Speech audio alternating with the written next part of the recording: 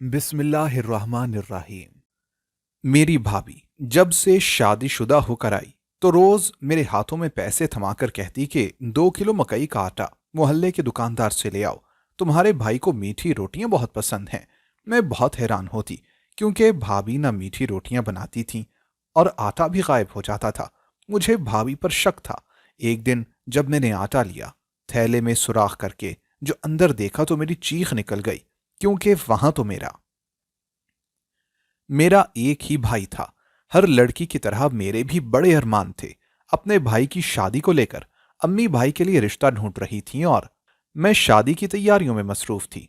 मेरा तो दिल चाहता था कि आज ही किसी लड़की को भाभी बनाकर घर ले आऊं, मगर अम्मी को कोई लड़की भी पसंद ना आ रही थी। अम्मी ने बहुत सी रिश्ते कराने वाली औरतों को कह रखा था। एक दिन एक मासी एक रिश्ता लिए हमारे घर आ गई। अम्मी को रिश्ता पसंद आ गया और अगले ही रोज मैं और अम्मी लड़की देखने चले गए। अम्मी को पहली ही नजर में लड़की पसंद आ गई और रिश्ता तय कर दिया गया। मेरी बड़ी बहन इस रिश्ते से खुश नहीं थी, क्योंकि लड़की यतीम थी और किसी हॉस्टल में बिल्कुल अकेली रहती थी। मैं तो बहुत खुश थी कि आखिर हमारे घर में शादी की धुनें बजेंगी। खैर, वक्त गुजरता गया और फिर कुछ माह के बाद मेरे भाई की शादी हो गई और उज़्मा दुल्हन बनकर हमारे घर आ गई। मेरे भाई को भी भाभी बहुत पसंद आई थी। उनका कहना था कि वो किसी हूर से कम नहीं है। भाई सारा दिन भाभी के गुण गाते रहते और भाभी थी भी इतनी अच्छी। हम सब से बहुत अच्छे से पेश आती और हमारा बहुत ख्याल रखती। इस सब के बावजूद मेरी आपी को भाभी जरा भी पसंद नहीं थी। आपी चूंकि शादीशुदा थी, इसलिए कुछ दिन के बाद उनको वापस अपने ससुराल चले जाना था। वो भाई की शादी के लिए हमारे घर आई हुई थी। जब तक आपी यहाँ रही, वो भाभी पर कड़ी नजर रखे हुए थी। आपी हर हर लम्हे देखती कि भाभी क्या कर रही हैं, किससे बात कर रही हैं और क्या पहन रही हैं। मुझे ये सब देखकर बहुत गुस्सा आता था। मैंने आपी को बहुत समझाया भी कि आपी, भाभी बहुत अच्छी है, मगर आपी कहती कि गुड़िया, ये अच्छी दिखने वाली दुनिया इतनी अच्छी नहीं है, तुमने अभी तक दुनिया देखी ही नहीं। आपी की ये बातें मुझे बिल्कुल भी समझ में ना आती थीं। आपी बात बात पर भाभी को टोकती और उनको फजूल में डांटती रहती।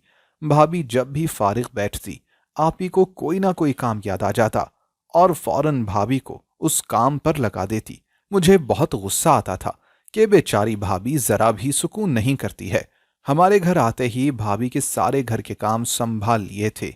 खाना पकाना, कपड़े धोना, बर्तन धोना और घर की सफाई तक भाभी ने अपने जिम्मे ले ली थी। पहले मैं और अम्मी मिलकर ये काम करते थे, मगर भाभी ने अम्मी को मना कर दिया था कि गुड़िया काम नहीं करेगी। बस यही वजूहात थीं कि मुझे भाभी बहुत अच्छी लगती थी। मैं अक्सर भाभी के पास बैठ जाया करती और आप ही की बुराइयां करने लगती, मगर भाभी मुझे मना करती और कहती कि वो बड़ी हैं, वो डांट सकती हैं। भाभी न सिर्फ हम सबका बल्कि भाई का भी बहुत ख्याल रखती थी। भाई के पसंदीदा खाने पकाती और भाई भी बहुत खुश रहते थे। भाभी मेरे बालों में कंघी करती और मेरे बाल बनाती थी। जब भाभी मेरे बाल बना रही होती तो हम दोनों ढेरों बातें करती और यूं हमारी दोस्ती बढ़ने लगी। आप ही जब अपने घर चली गई तो अक्सर मुझे फोन करती और कहती कि भाभी पर नजर रखो, मगर मैं मना कर देती और कहती कि आप ही ये काम मैं नहीं कर सकती। आप ही ने मुझे बहुत समझाया, मगर मैं आप ही की बात ना मानी।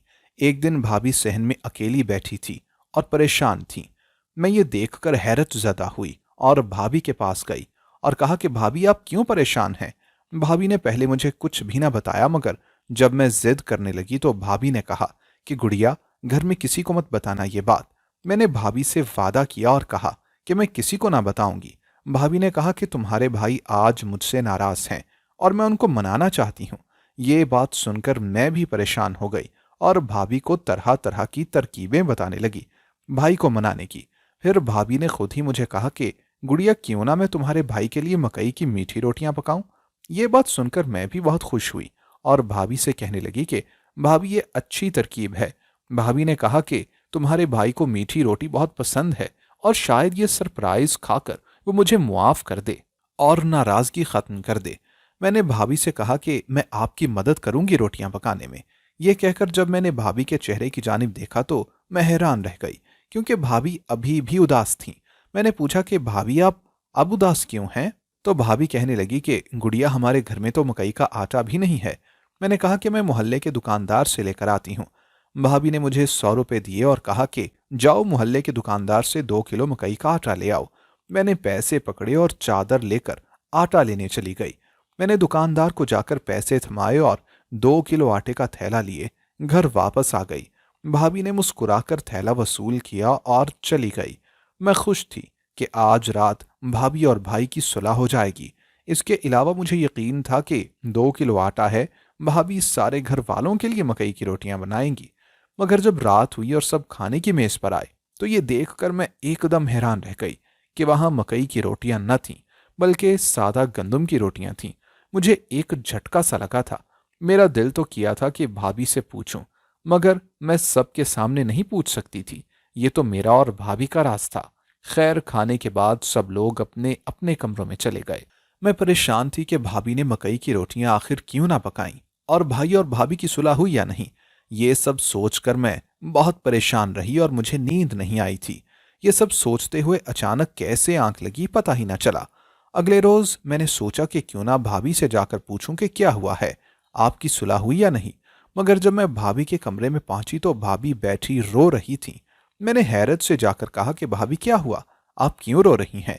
भाई ने कुछ कहा है क्या? मेरी ये बात सुनकर भाभी पहले तो मना करती रहीं, फिर कहने लगी कि गुड़िया, कल सारा आटा गिर गया था और इसी वजह से मैं मकई की रोटियां ही ना पका सकी और तुम्हारे भाई को भी ना मना सकी। ये कहकर भाभी फिर से रोने लगी। मैंने भाभी के आंसू साफ किए और कहा कि भाभी आप परेशान ना हो, मैं आपको आज फिर से आटा ला देती हूँ। आप आज रोटियां पकाइएगा और देखना, भाई से आपकी नाराजगी खत्म हो जाएगी। भाभी को समझाया तो उनको अब तसल्ली हो गई।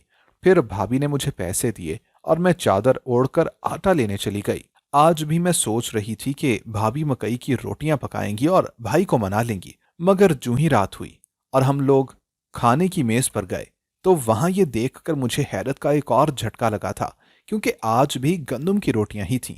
मैं बहुत परेशान थी। मैं भाभी से पूछना चाहती थी, मगर आज भी ना पूछा। खाने के बाद मैं अपने कमरे में चली गई और यही सोचने लगी कि न जाने भाभी ने आज भी रोटियां क्यों ना पकाई। ऐसा मजीद 3 से 4 दिन तक चलता रहा। भाभी मुझे रोज पैसे देती और कहती कि जाओ दुकानदार से मकई का आटा ले आओ, और मैं पैसे पकड़कर चली जाती और आटा खरीद लाती। लेकिन भाभी रोटियां नहीं पकाती थी और अगर कभी मैं पूछती कि भाभी आपने रोटियां क्यों ना पकाई तो भाभी कोई ना कोई बहाना कर देती। कभी कहती कि आटा गिर गया था, कभी कहती कि आटा खराब हो गया था, और कभी ये कह देती कि आटे में पानी ज्यादा हो गया था। ऐसा कोई दिन ना गुजरा कि भाभी ने मुझसे आटा ना मंगवाया हो। मैं भी परेशान थी कि भाभी और भाई की सुलह कैसे कराऊं।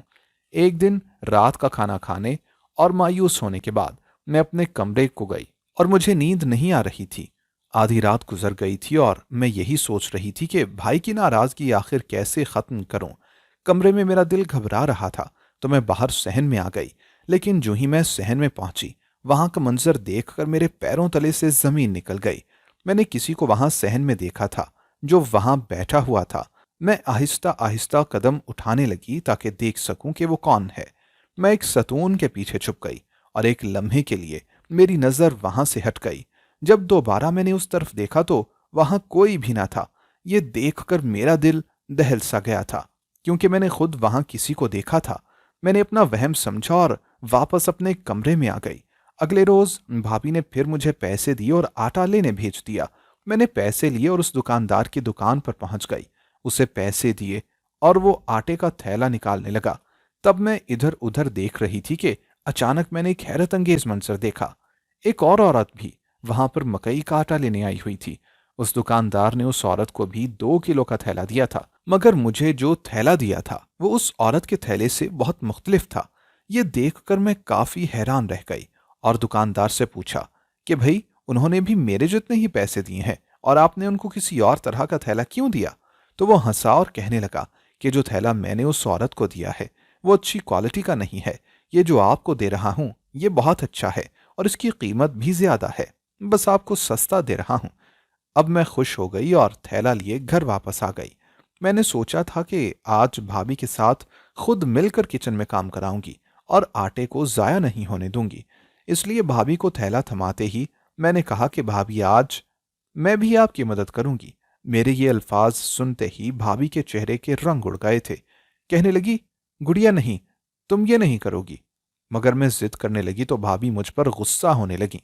आज वो मुझ पर पहली बार गुस्सा हुई थी और मैं काफी घबरा गई थी और भाभी को वहीं छोड़कर बाहर आ गई। मैं बहुत परेशान थी कि भाभी ने मुझे डांटा है।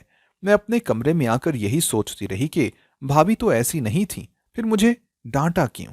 मैं तो उनकी मदद करना चाहती थी। ये सब सोचते हुए मुझे नींद आ गई और मैं दिन में ही सो गई। तकरीबन रात के 12 बजे मेरी आंख खुली थी। मैं इधर उधर करवटें बदलने लगी, मगर मुझे नींद नहीं आ रही थी। जब ज्यादा दिल घबराया तो मैं बाहर सहन में चली गई। सहन में पहुंची तो वहां फिर किसी को देखकर मैं फिर से घबरा गई और इस बार मैंने फैसला कर लिया कि मैं देख कर रहूंगी कि वहां कौन है। मैं धीरे धीरे कदम उठाती हुई और छुपती हुई सहन के पास पहुंची तो वहां का मंजर देखकर मैं शशदर रह गई, क्योंकि वहां कोई लड़की खड़ी थी और हंसते हुए किसी से फोन पर बात कर रही थी। ये लड़की कौन हो सकती है? मेरे जहन में सवाल आया था। हमारे घर में मैं और भाभी ही थे, लेकिन वहां मैं तो नहीं थी, तो क्या वो मेरी भाभी थी? मैंने मजीद करीब जाकर देखने की कोशिश की, मगर अगर मैं और करीब जाती तो शायद वो मुझे देख लेती। उसका एक ही तरीका था कि मैं भाभी के कमरे में जाकर देख लूं कि भाभी वहां है या नहीं। मैं फौरन भाभी के कमरे में पहुंची और दरवाजे के बाहर से झांक कर देखा तो अंदर मुझे भाभी के कमरे में कोई कंबल लेकर सोता हुआ दिखाई दिया था। यानी भाभी अपने कमरे में थी, तो फिर वो लड़की कौन थी? मैं भागती हुई सहन में पहुंची तो वहां कोई भी ना था। मैं डरकर अपने कमरे में आ गई और इसी सब के बारे में सोचने लगी। ऐसे में सोचते सोचते सारी रात गुजार दी थी। सुबह मेरी आंख खुली तो मैं नमाज पढ़कर राहदारी से गुजर रही थी कि भाई और भाभी के कमरे के सामने से मेरा गुजर हुआ। वहां मैंने जो सुना वो सुनकर मेरे पैरों तले से जमीन निकल गई। मैंने सुना कि भाई और भाभी आपस में बातें कर रहे हैं। ये देखकर मैं हैरत ज़दा रह गई, क्योंकि वो दोनों बड़े अच्छे तरीके से बातचीत कर रहे थे और कहीं से भी ये जाहिर नहीं हो रहा था कि वो दोनों एक दूसरे से नाराज हैं। अब मुझे भाभी पर शक सा हो गया था, मगर फिर खुद को ही कोसने लगी कि भाभी मुझसे झूठ क्यों कहेंगी। हो सकता है कि रात को उनकी आपस में सुलह हो गई हो और भाभी मुझे आज बता भी दें। यही सोचकर मैं अपने कमरे में चली गई, लेकिन मुझे हैरत का झटका उस वक्त लगा जब भाभी ने सुबह मुझे पैसे थमाए और कहा कि गुड़िया मुझे मकई का आटा ला दो, आज तुम भी मेरी मदद करना, कल वाला आटा फिर से जाया हो गया था। तुम्हारे भाई के लिए आज रोटियां पकाकर इस लड़ाई को अब खत्म कर दूंगी। ये सुनकर मेरे पैरों तले से जैसे जमीन निकल गई। पहले तो मैं भाभी से पूछने ही लगी थी कि आपकी तो सुलह हो चुकी है, मगर फिर मैंने खुद को रोक लिया और पैसे लेकर आटा लेने चली गई। अब मुझे भाभी पर पूरा शक हो गया था।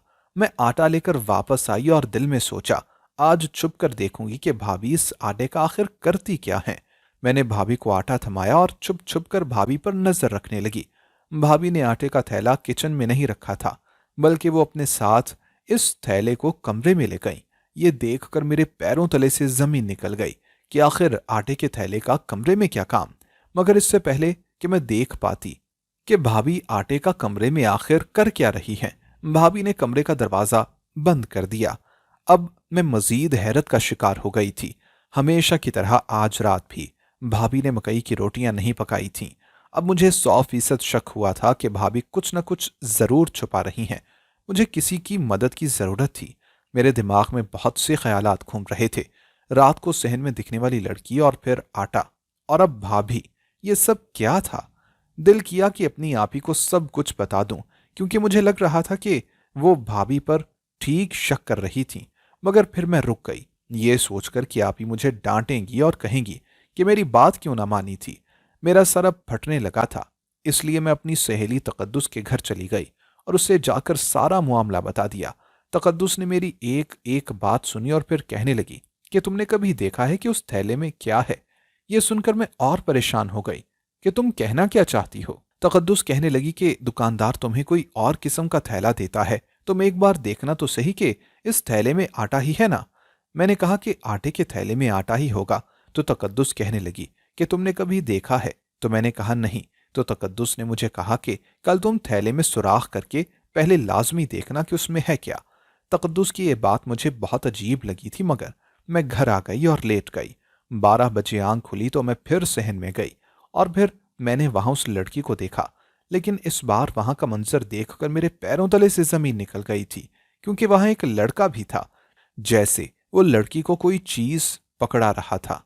मैं घबरा गई ये देखकर और फौरन अपने कमरे में भाग गई। अगली सुबह मुझे सबसे पहले ये पता करना था कि उस थैले में क्या है।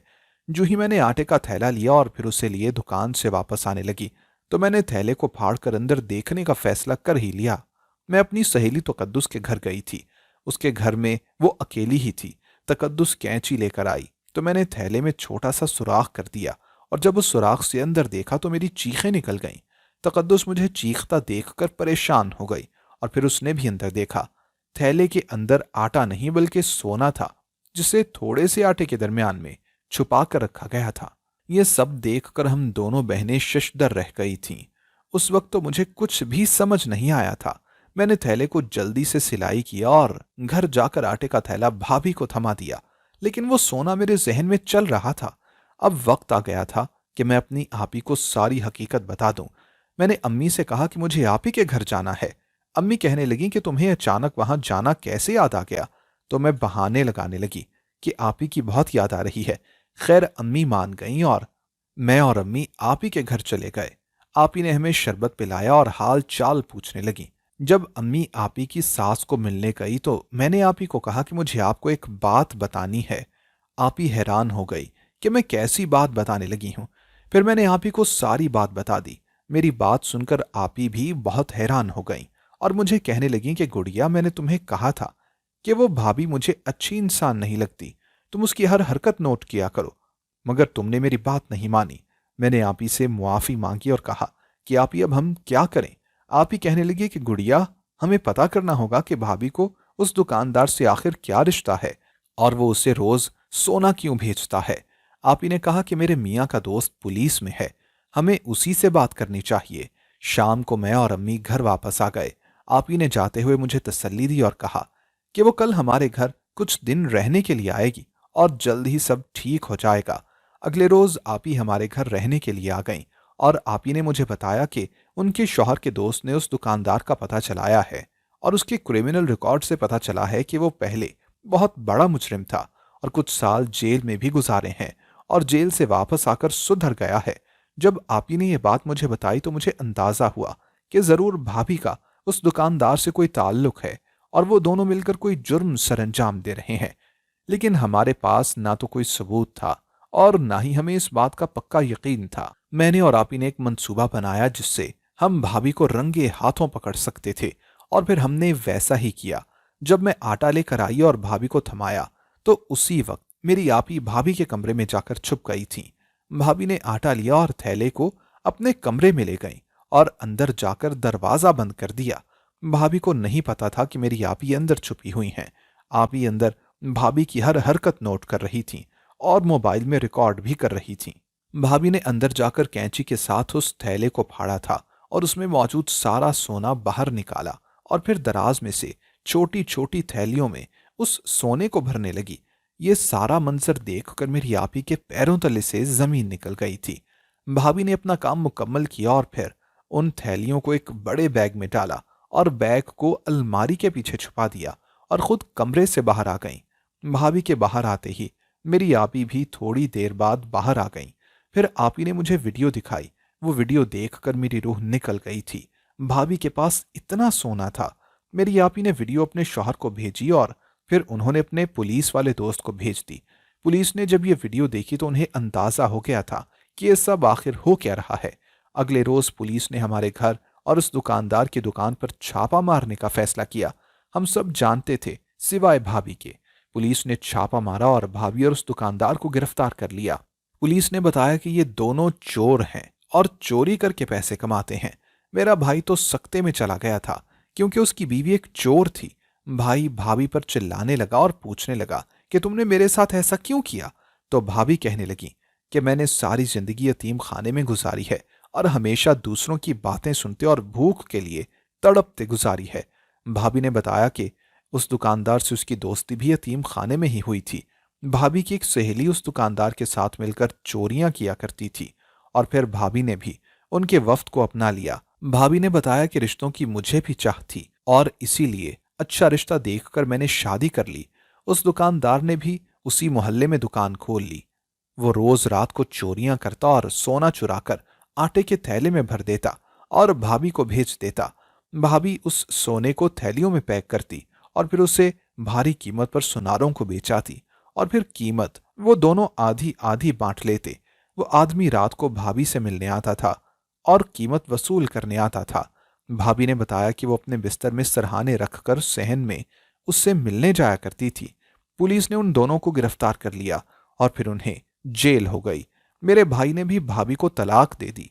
अम्मी भी बहुत परेशान हो गई थीं, मगर मैंने और आपी ने अम्मी से वादा किया है कि इस बार हम भाई के लिए एक अच्छा सा रिश्ता ढूंढेंगे और बड़ी धूमधाम से शादी करेंगे।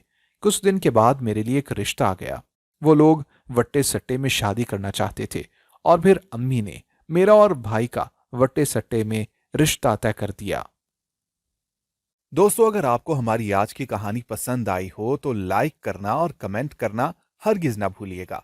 और अगर आप मुस्तकबिल में भी ऐसी कहानियां सुनना चाहते हैं तो हमारे चैनल को सब्सक्राइब करते हुए घंटी का बटन जरूर दबाइएगा। अल्लाह हाफिज।